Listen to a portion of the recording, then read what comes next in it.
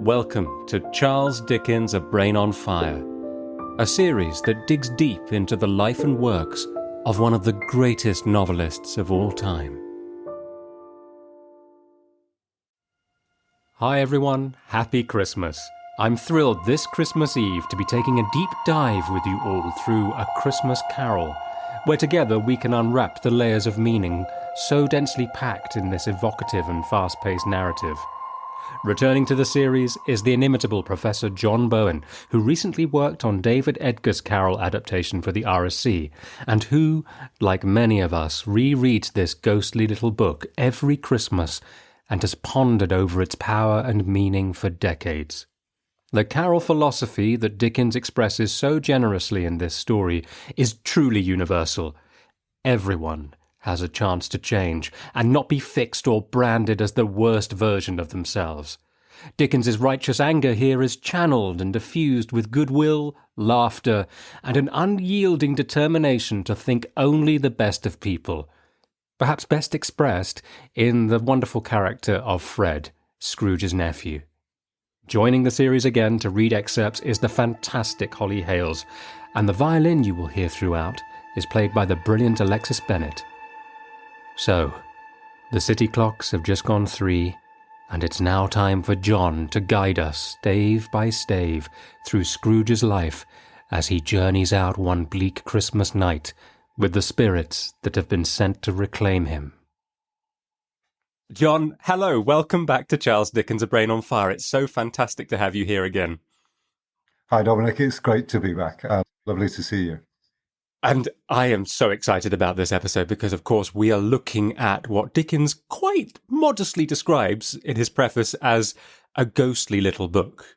You know, with quite a bit of understatement about, oh, may it haunt their houses pleasantly. You think this man, obviously at this point, has no idea how it's going to echo down the centuries and be this most enormous global hit. What are your first thoughts when you think of this one? It gets me every time. I used to start crying when Tiny Tim didn't die, and then it's just got earlier and earlier. I think now it usually starts at bear a touch of my garment, that bit early on when with the first spirit. It's what got me into writing about Dickens. So I had an academic job and I was writing about various things. But every Christmas, I kind of read Christmas Carol, and it would always get me in a way that I just couldn't explain to myself, really. So the very first thing I ever wrote about Dickens was about Christmas Carol, and just trying to work out why on earth it seemed to have this kind of power. And of course, however many times you go back to it, you can never really answer that question. But it does seem to get through all the defences, really, to give you quite a primal emotional experience. And you see it if you go to the theatre. You know, you see kids of 6 or 7 and people in their 80s all just being moved by it in some extraordinary way. Yes. It seems to me that the adaptations and the original book as well are almost as valid as each other. Yeah, I mean, it's been adapted ever since the beginning. You know, it began as an illustrated book. It was on stage. I don't know how many stage adaptations there were then, and it's never not been. And it translates really, really easily into cinema. In some ways, it's very cinematic itself. It's almost adapter-proof, I think. It's so beautifully plotted and organised. I had one question before we go into each stave, because people listening obviously know that the chapters are divided into staves of this prose carol.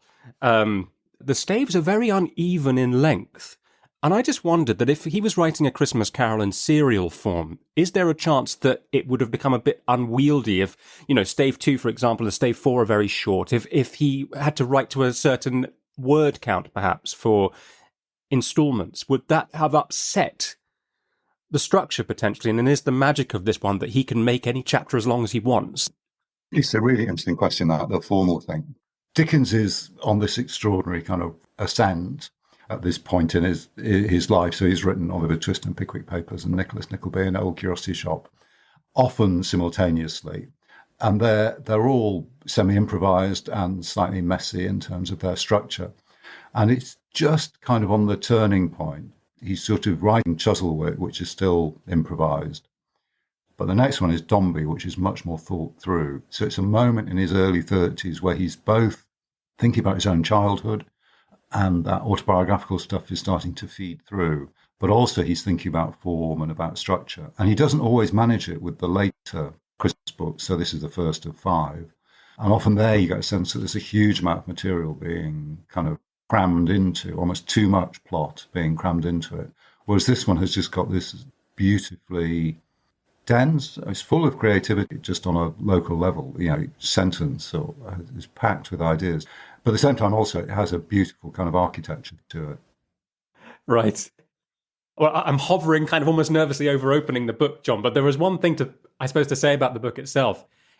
It just occurs to me every time I go back to it, the layers of haunting and ghostly experience wrapped up in other ghostly little universes, and the reader is part of that as well. The reader is almost a spirit observing. Before you get to the book itself, of course, you get that wonderful little prefatory bit in which he talks about the book itself as a Christmas Carol in prose. I've endeavoured in this ghostly little book to raise the ghost of an idea, may it haunt their house pleasantly. So the book is a ghost, and the ideas in it are a ghost, and it haunts you. And of course, he has that extraordinary bit I think it's in the first or the second stave, when he says, I am standing in the spirit at your elbow. So that the figure or the metaphor of the spirit or the ghost kind of works in so many different ways in the book. I mean, there is a great truth to this thing. When you read fiction, you have this vivid sense of a character like Scrooge or David Copperfield, and yet there is absolutely nothing there. It's just little black marks on a piece of paper. So in that sense, there is something profoundly ghostly about any kind of fictional experience, really. I mean, it's beautifully, wittily, quickly done, but there's quite a deep thought behind that too, about the way that literature does. So we're talking about Dickens now, or Scrooge. One is dead and the other never existed. So we're talking about them as vivid presences to us that are also completely empty and not there. The set of presences that are also absent. And that's what Scrooge has to live with, as we all do, in memory and thinking about the future. That made me think of the line about when Marley exits through the window. It talks about Scrooge's glimpse of the invisible world, this spirit world. And it kind of ties into perhaps what you're saying is that this world is actually there permanently, but it's invisible to us, unless by some intervention. Yes. I mean, Marley says that he's often sat with Scrooge, and Scrooge looks slightly uneasy with that. It also then raises the thought for us, whether all around us there are people we don't know, spirits or people we have known with us. There's a way in which that whole boundary between the real and the unreal, or the present and the absent, just dissolves, really, in the book. Yeah. And of course, that moment you're talking about Marley being by Scrooge's side, and we're so aware of Marley being in some awful kind of purgatory, and he says having to be near Scrooge is no light part of his penance, which I think is so funny, so brilliant that it's kind of worked in that humour as well. I've opened my copy now, John. Are you happy to guide us into the first stave? Yeah, let's go. I mean, you probably know the manuscript has survived, and it's in the Morgan Library in New York. And you just see the extraordinary enthusiasm in that, because there's a whole bit. He mentions Hamlet briefly in the published version. He goes on this whole riff about Hamlet on the first page. So you just see this sense of, Dickens talks about himself in which he can't sleep. He's so excited at the creative bubbling up that's coming to him. And there it is. You see it on the first page. So he's writing so much, he has to cut down the Hamlet stuff. And in one way, it's completely serious, the reference to Hamlet. It's about haunting, the spirits of the dead coming to you with a responsibility, but not to avenge, but a responsibility to do good in the world. The other thing I love about the opening is the confidence of it. So he goes, Marley was dead to begin with, and that's a colon, or it should be, and Dickens changes it later, but a colon is what you need. Because, of course, it's about what, to begin with, he was dead, but then was he dead when he comes back, and so forth. So in one way, it's an absolutely ordinary beginning, but it also, in a tiny little sentence, sets up so much of the theme of the book. And And also the bit where he says, you have to believe that or nothing wonderful will come of it. So he already knows that the story is going to be wonderful, right? And he's setting us up for wonders. Yeah. And also, I mean, the other thing I love about the opening is how oral it is. You know, Scrooge knew he was dead. Of course he did. So he wants to make it dialogic. Yes. And it's so delightful, the first descriptions of Scrooge. A squeezing, wrenching, grasping, scraping, clutching, covetous old sinner. However many adjectives that you throw at Scrooge, there's never enough, really. Dickens is a writer who loves hyperbole. He loves excess. One adjective is not enough, and he'll just keep adding. I find that fascinating because, writing today, you would consider very carefully the words you would put down. I'm not saying Dickens didn't, but what I mean is that there is a sense of less is more. Or there has been for quite a number of decades, I think. Whereas, like you said, with Scrooge, just keep piling them in. It's just so much fun and so enjoyable to have them on. He has this gift in this story. All the excess in his writing, where it erupts, is so pleasurable. It's interesting to ask the question, what's left out and what's put in. We learn quite a lot about his childhood in the second stave, but there are also quite big gaps about what is his relationship with his father. Where is Scrooge's mother in this story?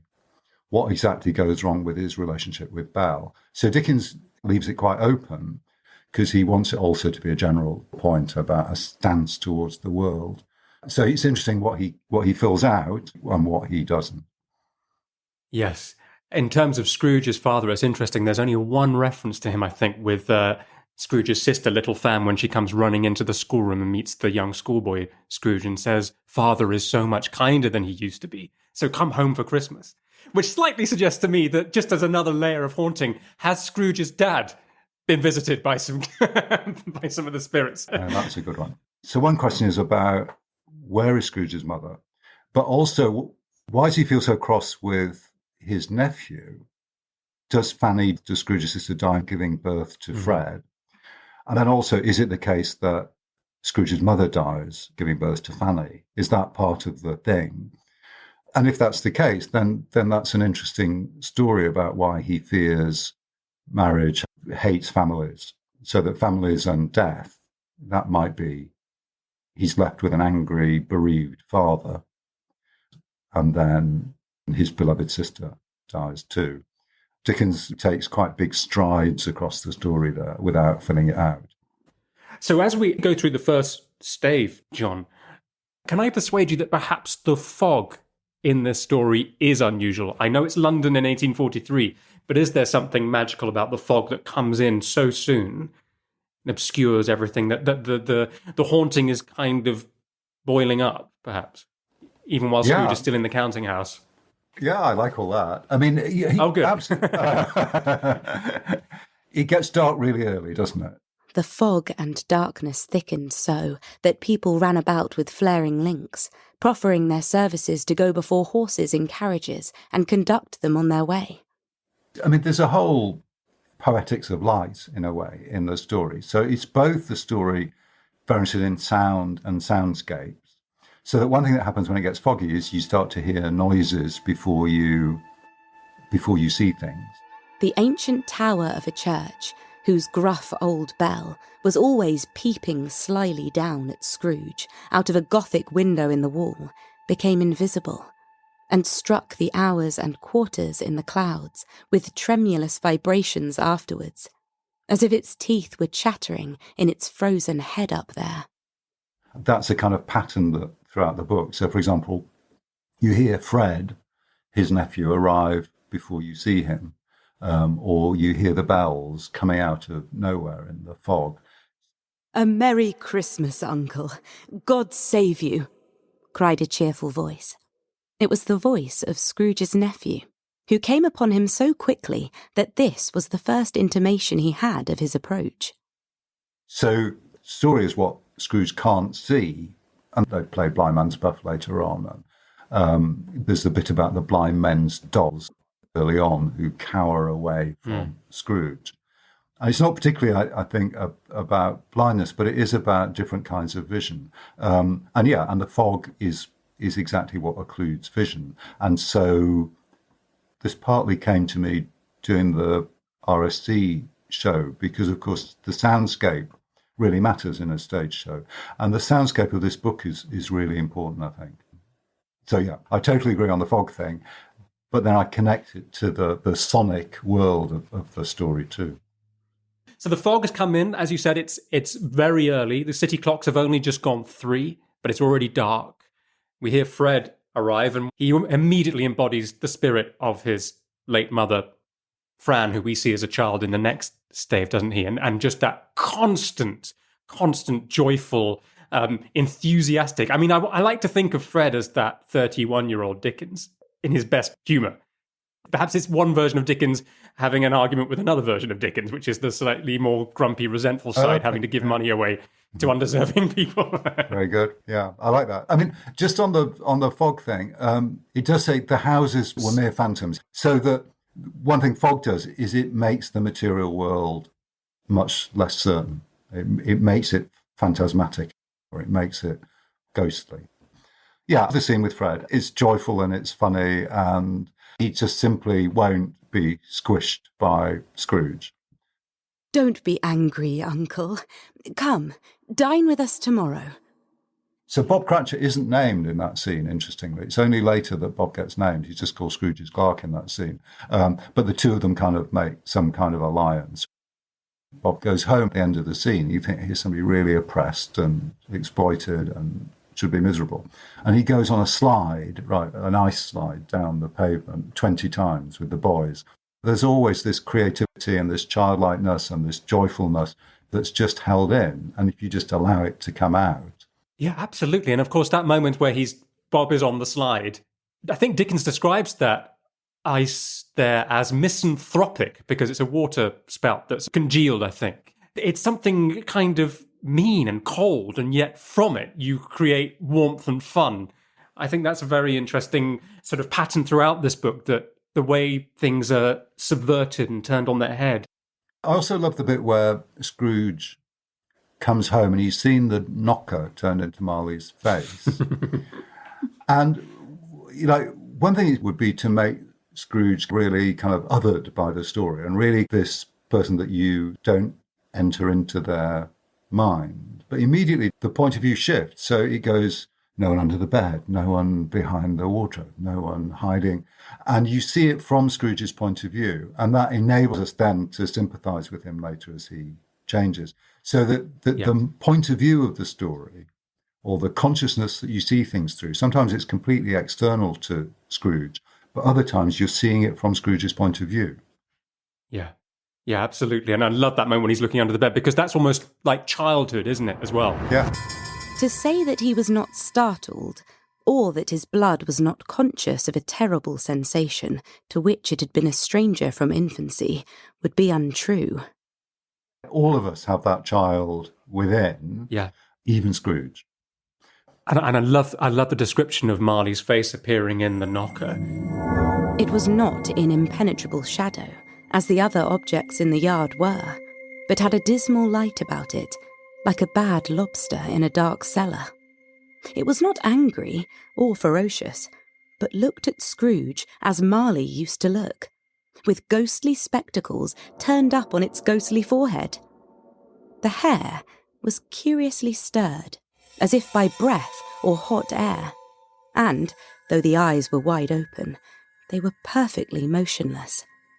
That, and its livid colour, made it horrible. But its horror seemed to be in spite of the face, and beyond its control, rather than a part of its own expression. As Scrooge looked fixedly at this phenomenon, it was a knocker again.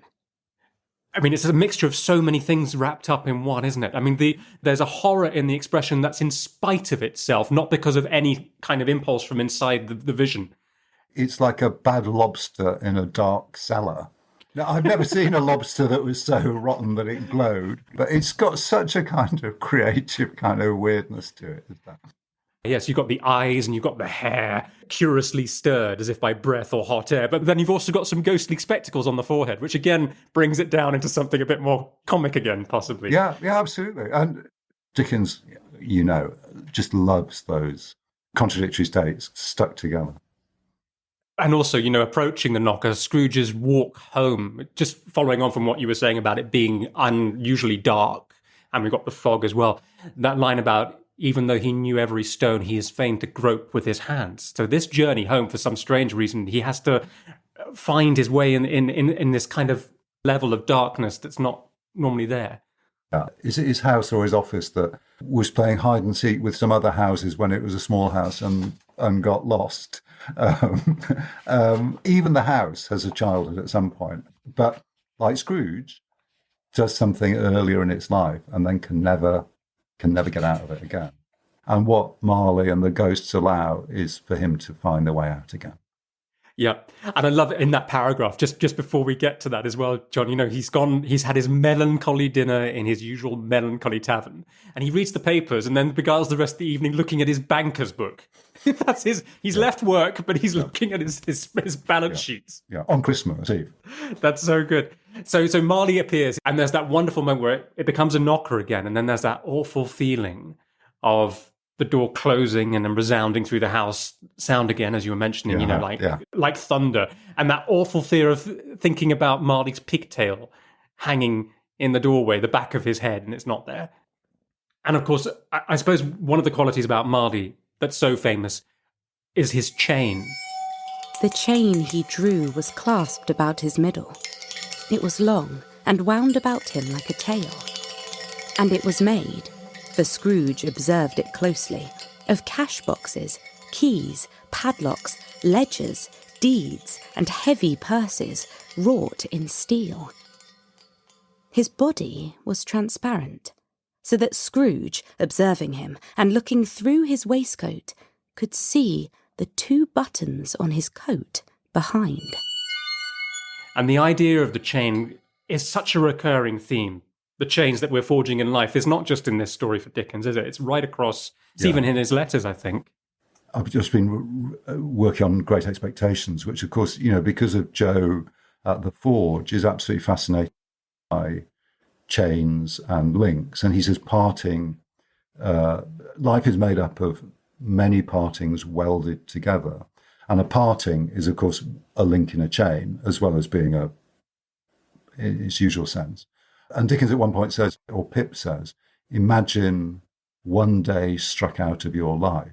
So trying to imagine what the chains of your life would be if one of those links had been broken out. So yeah, clearly in the 19th century, there would have been a lot of chains that, if you think of ships or you think of trains or you think of any kind of industrial process, they would be full of chains. And there are ways of thinking about causality as well, and about the way in which many little things make up a big thing that binds. And that's clearly the case with Marley. Yes. I suppose the only thing missing in this first stage, John, is back at Scrooge's office is the arrival of the portly gentleman. I find that interesting now the more Dickens I've read, because Dickens is often quite, in his fiction, is quite scathing towards charitable do-gooders, as in amateurish. I'm thinking of sort of Mrs. Jellyby and these people that actually do a lot of harm rather than help the cause. But here we're right with these portly gentlemen. They're good souls. Yeah, and the ineffably cheerable brothers in Nicholas Nickleby. They're, again, based on the Grant brothers in Manchester, who were extremely benevolent employers. It does turn a bit more sour in Bleak House. But there's also Mr. Jarndyce in there, who is, extremely good and kind and charitable. And of course, in his own life, he's constantly involved in practical, charitable events. They're here really just so Scrooge can calculate candidly, right at the very beginning, are there no prisons? Are there no workhouses? That moment. So in the kind of starkest way, as with Fred, you get these oppositions set up that then Dickens will unbind. Yes. After talking about the workhouses, Scrooge says at one point, well, excuse me, I don't know that. Yes, he does. And he says, well, you might know it. And also the stuff about knowledge is interesting. So the thing about fog you were saying earlier, it makes things uncertain. And that, in a way, Scrooge is too knowing. He thinks he knows what things are like. He thinks he's on his own in his room. But in fact, no, Marley's often there with him too. So he's overly certain. And that part of his transformation in the story is learning how little he knows, or learning what else he needs to know. One thing the spirits allow him to do is to know much more and to see much more. And it's all about his having this very narrow sense of knowledge, right? He knows his business. One of my favourite lines in the whole thing is where Scrooge says to Marley, "You were always a good man of business." And Marley says, "Business? Mankind was my business. The common welfare was my business." Very important to the story, I think, is that sense that Scrooge is too narrow in his knowing and excludes things that he could easily know. It does make me realise that part of the joy are the questions that just come up on every page all the time that you can talk about for centuries. Yeah. That's very Hamlet as well, isn't it? A play so much about questioning. Yeah, very good. Of course, the relationship with Marley is full of questions. I mean, he lives in Marley's apartment. He answers to Marley's name. They were partners. Marley clearly is in intense suffering, but makes some kind of huge effort to warn him. And there are two things about that. One is Marley never comes back. And so is he just doomed, unlike Scrooge, to parade around the world in anguish forever? But also you wonder, are they in some ways a queer couple, those two? Yeah, that's interesting. And from Marley's point of view, he doesn't necessarily stand to gain anything by his intervention on Scrooge's behalf. No. It's too late for him. He's already dead. Yes, there's no sense that he's in purgatory. There's no sense that that will ever come to an end. On the jokes with Dickens, my favourite bit is, Marley's jaw is bandaged onto his head, and then he undoes the bandage, and the jaw drops down. So it's literally a kind of jaw-dropping moment by Dickens there. The moment with the wrapper is incredibly shocking, isn't it? And it's been building to that. I love all the games that Scrooge plays. He's trying to make the ghost embarrass itself by asking him to sit down, for example, thinking that if the ghost can't sit down, that will involve an embarrassing explanation. But of course, the ghost can totally sit down in the chair, which then led me to think that, oddly, I wonder whether Dickens has been rehearsing this kind of what he'd call intercourse with the ghosts for quite a number of years, because it happens a lot in Pickwick, doesn't it? You have some very, very scary, haunting stories, and then you have very silly, funny ones as well. And so he's really invested himself in going deep into the possibilities of how you could communicate with a ghost. Yeah, and the great thing about the Marley one is the mix of the comedy. So, when Scrooge says there's more of gravy than of grave about you, and he's kind of bravely trying to joke it off. Or when he says you'll be visited by three spirits, and he says, couldn't I have them all at once and get it over with? And which is like this kind of humdrum kind of just, it's a nuisance, let's get it over and done with. And then the genuinely deeply moving, when he sees the agony of the dead, seeing the suffering living and not being able to do anything about it. And that's a very interesting and inventive idea of what the suffering of the dead is. The suffering of the dead is that they can see the suffering as we can see it, but now, because they don't have material existence, they are completely incapable of doing anything about it. On a sixpence, the emotional timbre of the piece will change. The picture illustrates the moment where the one old ghost with a mournful iron safe attached to its ankle, who cried piteously at being unable to assist a wretched woman with an infant whom it saw below upon a doorstep. And that's what Leach puts in the centre. And it's interesting because the woman on the doorstep with an infant is so real and so realistic in the way that she's depicted. And then the ghosts have that extra level of perhaps slightly cartoony expression to them. Very good. Well spotted. That's absolutely right. And they're also quite Georgian looking, the spirits, I think. I mean, Marley's quite Georgian with his pigtails and everything, isn't he? There's something about the Georgian period coming in a little bit to the 1840s. And it's great because even within that section with Marley floating out among the ghosts, Dickens talks about some of the ghosts being linked together by their chains so they might be guilty governments. And just one little sentence, one little remark is that many of the spirits out the window were personally known to Scrooge in their lifetime. So all of Scrooge's acquaintance are basically out there as well in this kind of doom-leaden sky. And the sense with Dickens that he can take pleasure from anything, right? So even bitter satirical attacks on corrupt governments and bankers and so forth, there's still a way in which it's also intensely pleasure-giving. So it's quite a serious story in a way as Christmas Carol, but God, it's fun too. And constantly in the writing, there's an endless creative kind of brio, at which there's joy in its own ability to name and to transform the terrible things in the world. Yes. If we pass into stave 2 then, so Scrooge has just had Marley's visitation, he's collapsed in exhaustion from the fatigues of the day or his glimpse of the invisible world, interestingly. What are the first things that spring to mind as this one starts for you, John? The extraordinary, unimaginable nature of Christmas past, that it's like a child and it's like an old man and it's very small and it's very big. And you can do it now in cinema, but that's only 200 years later. It's almost unvisualizable or multiply visualizable. A strange figure, like a child, yet not so like a child, as like an old man, viewed through some supernatural medium, which gave him the appearance of having receded from the view, and being diminished to a child's proportions. Its hair, which hung about its neck and down its back, was white, as if with age. And yet the face had not a wrinkle in it, and the tenderest bloom was on the skin. The arms were very long and muscular, the hands the same, as if its hold were of uncommon strength. And then this extraordinary white light coming out of the top of its head with this strange bonnet. From the crown of its head there sprang a bright, clear jet of light, by which all this was visible, and which was doubtless the occasion of its using, in its duller moments, a great extinguisher for a cap, which it now held under its arm. Marley is like a normal ghost, but this one is really, really odd. As its belt sparkled and glittered, now in one part and now in another, and what was light one instant at another time was dark, so the figure itself fluctuated in its distinctness, being now a thing with one arm, now with one leg, now with 20 legs, now a pair of legs without a head, now a head without a body, of which dissolving parts no outline would be visible in the dense gloom wherein they melted away.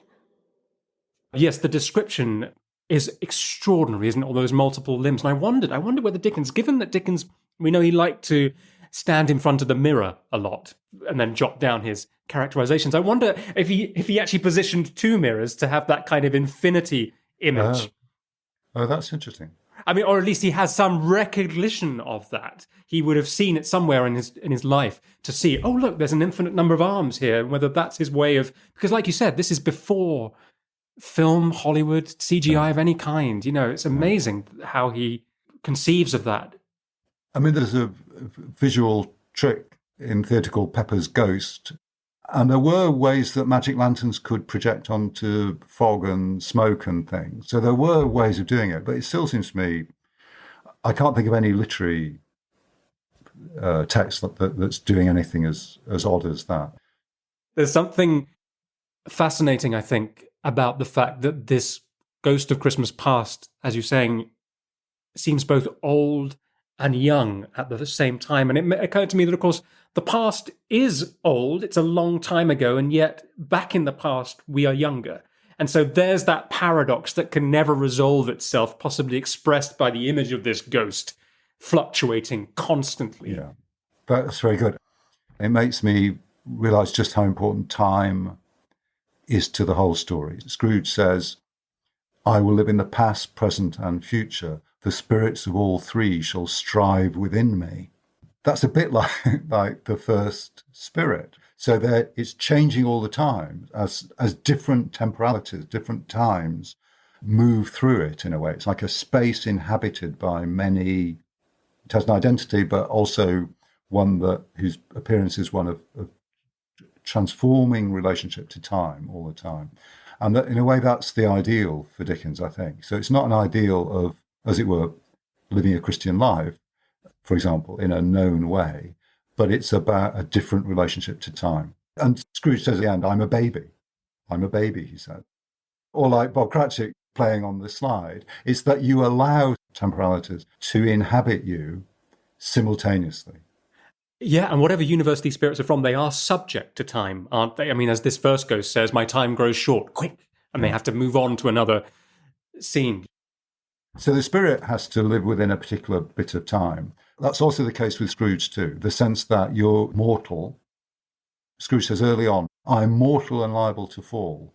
And recognizing your own mortality, one of my favourite lines is when Fred says, I have always thought of Christmas time, when it has come round, apart from the veneration due to its sacred name and origin, if anything belonging to it can be apart from that, as a good time.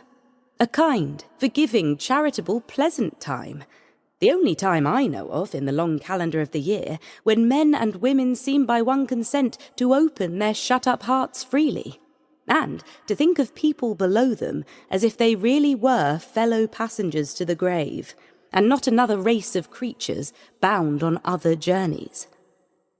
so what is it that gives you compassion for others? The fact that you live, you're mortal. That means you have to, during that time, because when you're dead, you can't make things better. That's what Marley's learned. During that time, that's when you have to do the work of goodness. Yes, you can't wait to do good things. You have to get started. Yeah, absolutely. Yeah. But what I love about this first ghost, this ghost is almost quite petulant, and Scrooge is always worried about offending this ghost because it can be quite arch and sort of... Yeah. Scrooge asking, for example, you mentioned the light coming out of the top of its head, Scrooge asking him to have it covered. And straight away says the wrong thing to this spirit. And there's also this mixture of very high, lofty language, but with very, very casual throwaway remarks like, what is the matter? You know, which is such a fantastic mix, I think, which I don't feel that Dickens always does, because if you skip to the next story, I find, Trotty's conversation with the goblin of the bell in the tower, you think, what a charmless kind of windbag that spirit is, by comparison. It's all melodramatic kind of preachment, isn't it? There's no human element to it. Yeah. In the RSC version, the three spirits were played by women. And the first one, I said kind of casually once, I said, well, the first one is a bit like Freud. So it takes Scrooge back to his childhood, and he revisits kind of childhood trauma. And the second one is like Marx. It takes him around the oppression and conditions of his own time. And the third one is, as it were, like Heidegger, in which you confront death. So in a way, the whole of modern thought, Freud, Marx and Heidegger, is there in A Christmas Carol. So David's version of the first spirit was a bit like a kind of therapist, and that Scrooge would say, why are we here?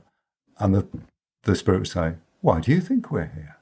And that actually worked a treat, I thought, as a way of Scrooge learning insight into his own self through kind of reflecting on the power of the memories that come to him at that moment. That's so interesting as the therapist goes, that first one, because there is even that line, when Scrooge is upset at having seen his young sister brought back to life. The ghost, I think, says, let us see another Christmas. Okay, let's move on. It's that kind of tone, isn't it? Although I think it's that spirit where he sees Belle, his former fiancée, who's then married to someone else, and Scrooge says, show me no more. And it says, but the relentless spirit pinioned him and forced him. It's a really tough therapist, this one. It's like, it's relentless, and it physically forces him to see things, even though he finds it unbearable, the truth of that.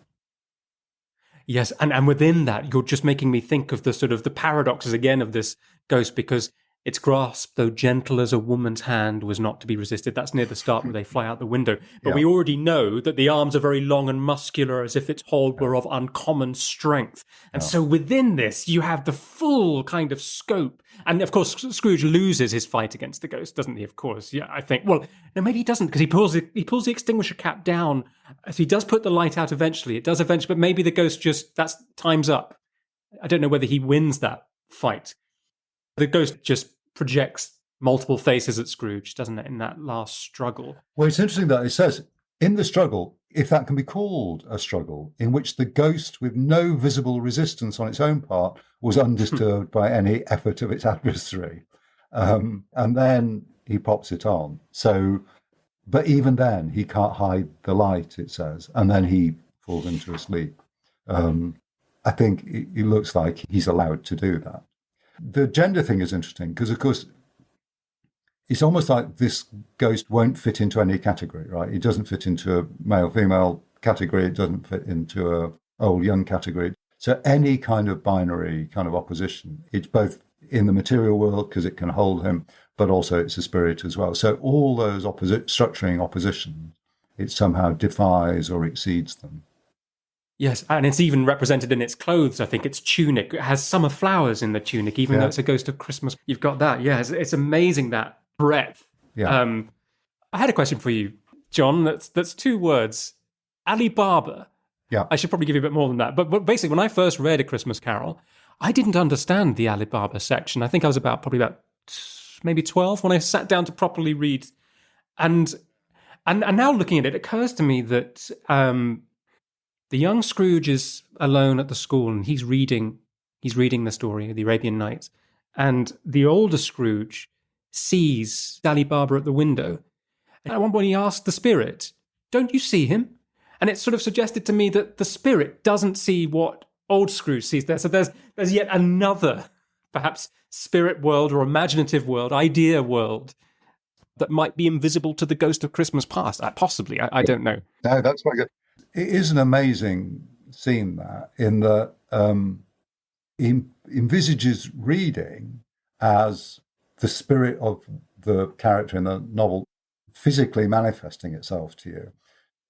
So Scrooge, who's a kind of spirit here, is that right, in his own childhood, is watching the spirit of his earlier self, who's then seeing a spirit or a ghost of Ali Baba, right, who's a fictional character. It's a ghost of a ghost of a ghost, in a way. So Ali Baba is vividly present because a very long time ago, young Scrooge read it with great imagination. I mean, it's all Dickens' childhood reading too. Maybe for the first time, he's kind of consciously channeling his own childhood into his writing. Yeah. Just thinking that, of course, in that moment, Ali Baba, it says something like, if Scrooge's colleagues in the city could have witnessed this, they would have been very surprised indeed. So there's an imagined set of spectators there. And you have Dickens telling us, the reader, the story. So that's another 2 steps of remove as well. Yeah, it's just amazing, isn't it? I mean, Scrooge responds to it in an extraordinary voice between laughing and crying. And that's the emotional tone of the whole book, and that mixture of contradictory states that Dickens so interested in. A lonely boy was reading near a feeble fire, and Scrooge sat down upon a form and wept to see his poor forgotten self as he had used to be. So Scrooge feels sorry for his younger self, and that enables him then to imagine what it'd be like if you were someone else who was suffering. It's not the sense that self-pity is a bad thing. Self-pity is, as it were, the path to pity and sympathy for people beyond, because he then says, "Oh, I wish I'd given some money to the boy who knocked on my door." Yeah. And, in terms of being choked up reading parts of it, I mean, I always loved that moment when they first pass through the wall and in the open country fields and Scrooge sees the schoolboys on the carts passing each other. And there's that line Dickens is asking, possibly the reader almost, saying, why was he rejoiced beyond all bounds to see them? Why did his cold eye glisten and his heart leap up as they went past?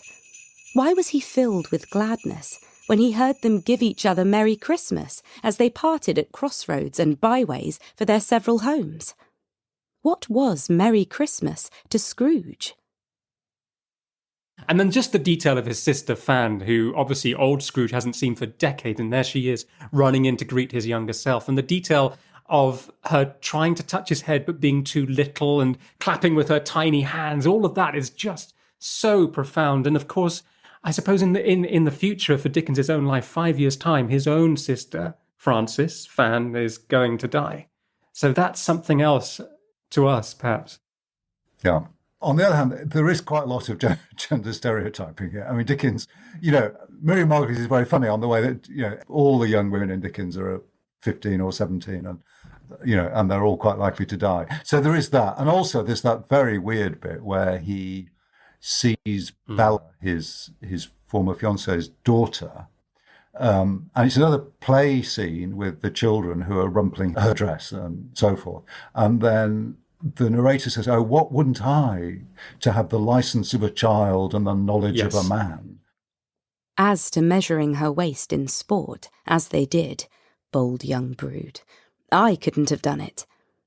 And yet, I should have dearly liked, I own, to have touched her lips, to have questioned her that she might have opened them, to have looked upon the lashes of her downcast eyes and never raised a blush, to have let loose waves of hair, an inch of which would be a keepsake beyond price. In short, I should have liked, I do confess, to have had the lightest licence of a child, and yet to have been man enough to know its value. I wouldn't make strong claims for the gender politics of A Christmas Carol. Yes.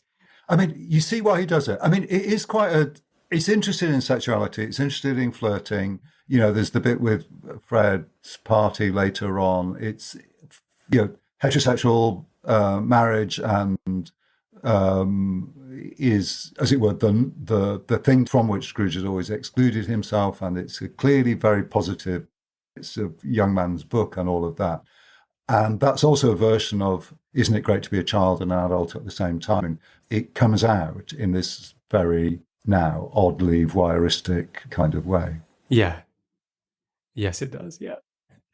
The big standout moment of this stave is, of course, after Scrooge is broken down in the schoolroom, is they go to Fezziwig's warehouse. And that's just... wonderful. That just leaps out of the page and, yeah. It is. And it's a great theatre scene as well. It works fantastically well on stage. Old Fezziwig laid down his pen and looked up at the clock, which pointed to the hour of 7. He rubbed his hands, adjusted his capacious waistcoat, laughed all over himself, from his shoes to his organ of benevolence, and called out in a comfortable, oily, rich, fat, jovial voice, "Yo-ho there, Ebenezer, Dick!" The openness of the hospitality, the promiscuity of the people who come. So it's not just Fezziwig and his family or the people who work there, but the milkman from across the road and the special friend of the milkman and the second cousin. It's a kind of here comes everybody moment. And they all are welcomed and valued and feel that they're part of the community there. And again, Fezziwig is old, but he's also loves dancing. So it's about youthfulness and physicality and... Yeah. And somehow when the couples at the dance are getting it all wrong and getting in a tangle, Fezziwig applauds them. And it's not patronising. It doesn't come across as patronising, I don't think. It's actually just full of very, very good, gracious spirit. Yeah. Dickens, like the fiddler has a drink of beer and then he's a completely new man.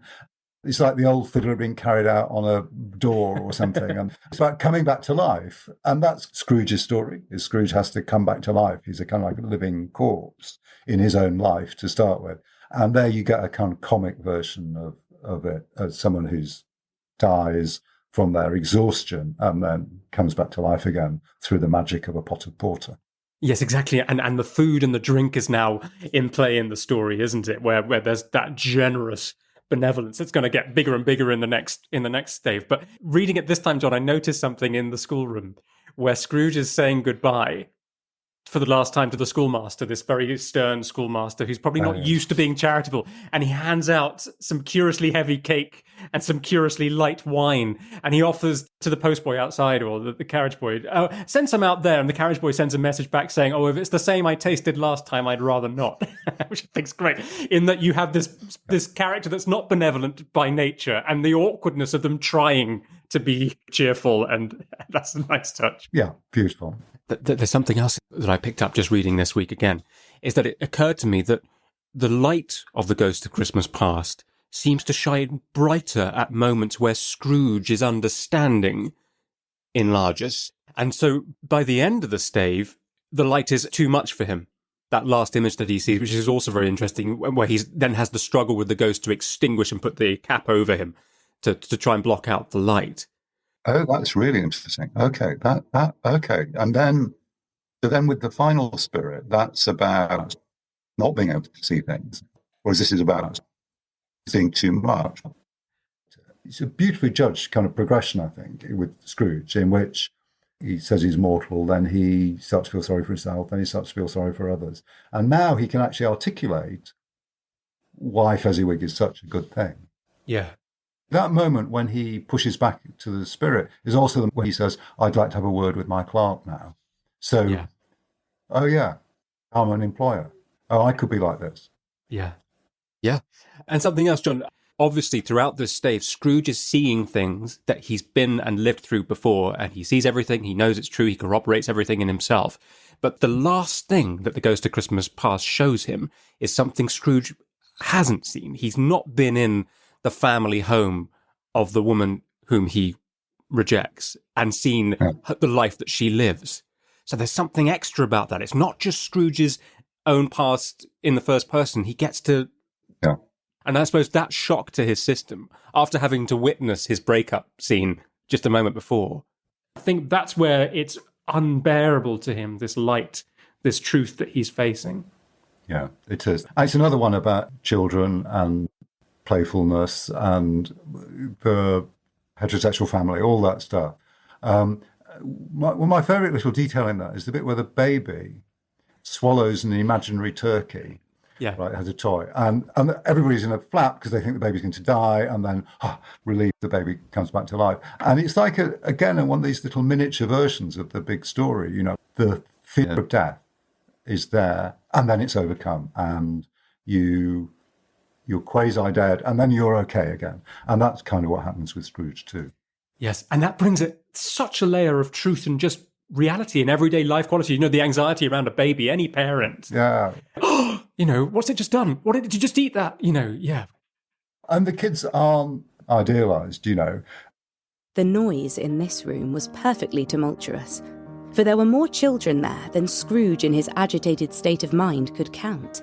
And, unlike the celebrated herd in the poem, they were not 40 children conducting themselves like one, but every child was conducting itself like 40.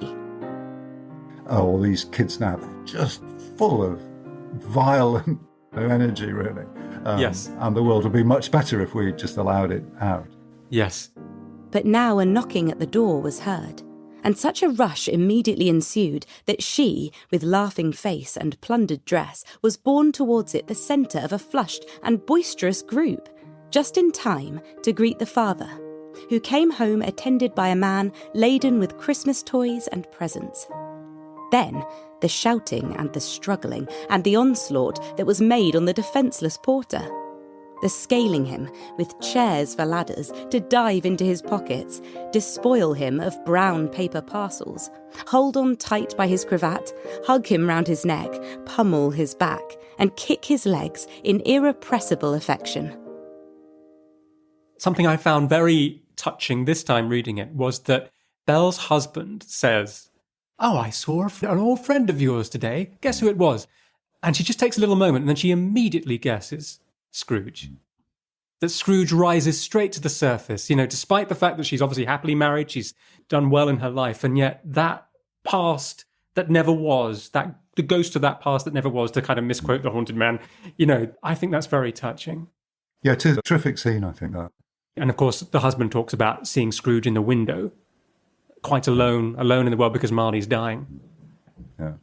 In the Alistair Sim film from the early 1950s, which Alistair Sim, I think, is a wonderful Scrooge, they fill in the backstory a bit there, in which Fezziwig goes bust and Scrooge and I think Dick Wilkins or someone take over the business from him.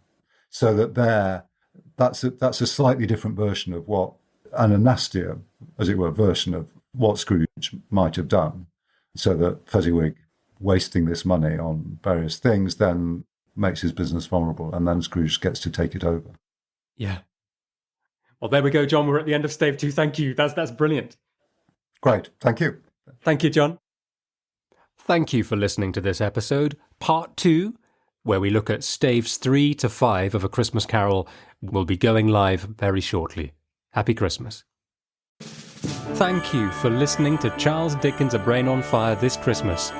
If you're enjoying these episodes, and would like to make a small donation to cover the costs of producing them, please go to the description wherever you're listening to this and you can buy a coffee.